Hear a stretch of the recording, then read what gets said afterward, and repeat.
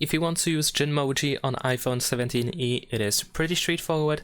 All you have to do is, once you open the conversation with someone, you should be able to use this plus on the left side right next to the text field.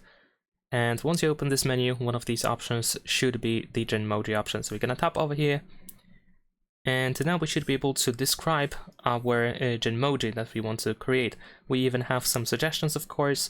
And if you tap on this plus button, you should be able to combine a couple of different emojis. So let's say I'm gonna choose this one. I'm gonna use the heart as well. And let's see the combination. There we go. And if I want to, I can keep adding even more stuff. So let's say I'm gonna add the cap over here because why not? There we go, we have our result. And sometimes we might have a couple of different options. So as you can see, we can swipe through all of these options in order to find the Genmoji that we want to actually use.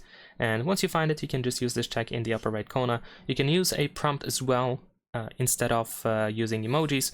I just decided to use emojis instead because it's just actually simpler. But if you're looking for something much more, I guess, sophisticated, if you're looking for something custom, then you can probably provide the prompt and hopefully you can get the Genmoji to make it look exactly as you want it to look like.